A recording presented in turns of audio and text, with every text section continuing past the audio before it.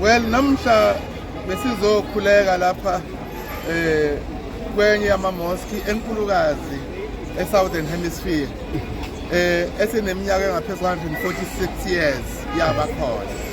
Bekuwusuku olukhulu lolu la khona sikwazi ukudlulisa umlayezo wobungani wokubambisana nokukhuthaza ukuthi kube nenhlalakahle emhlabeni jikelele nokuqinisekisa ukuthi sibhekela abantu abampofu abaswele abangenalutho ekuthenini uhulumeni kanye nathi njengombutho wesizwe sikwazi ukusebenzisana nabezenkolo zonke izinkolo kodwa namhla besikhuluma ngenkolo yobuMuslim yokuthi baneqhaza elikhulu abalenzayo ekwakhiweni kwesizwe saseNingizimu Afrika.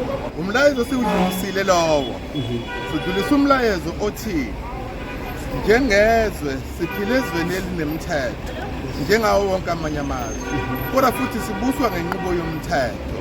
Yingakho sithi lapha ezweni kunenqubo ethi uma usola kulelizwe unamaphepha ungokufika asemthethweni udinga ukuvikeleka njengesakhamuzi basivikeleka. Kodwa bangenamaphepha nabaqasha abantu okungekho emthethweni sithi iphathimandla ikakhulukazi abamaphoyisa nabokuvikela izwe abathathe phela indawo yabo kuba akekho umuntu ongena kunoma yiliphi izwe engenawo amaphepha engahambisani nomthetho. Okokuqala fanele siyibeke ngendlela okuyona yona le ndaba. Yicala leli lifakwe i-EFF, Economic Freedom Fighters, lifaka against usomlomo wePhalamende likazwelonke.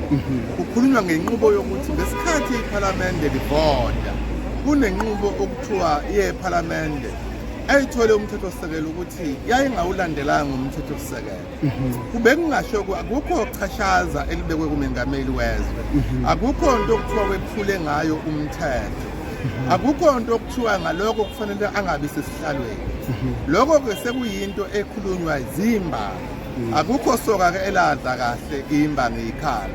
Ngakho thina sithi ke umengameli akadedelwe enze umsebenzi wakhe ukuthi aphathe izwe njengomengameli wezwe nanjengomengameli wenhlangano ebusayo i-African National Congress. Cha akukho lokho. Izwe nezwe lineyinkantolo. Kuneyinkantolo esokuqala kuthiwa ama-regional courts, kube ama-magistrate courts, kube khona kuthiwa ama-regional courts, kube khona i-Supreme Court, i-High Court, kube khona i-Supreme Court of Appeal. Amanye amacala awayi nase-Constitutional Court agcina i-Supreme Court of Appeal.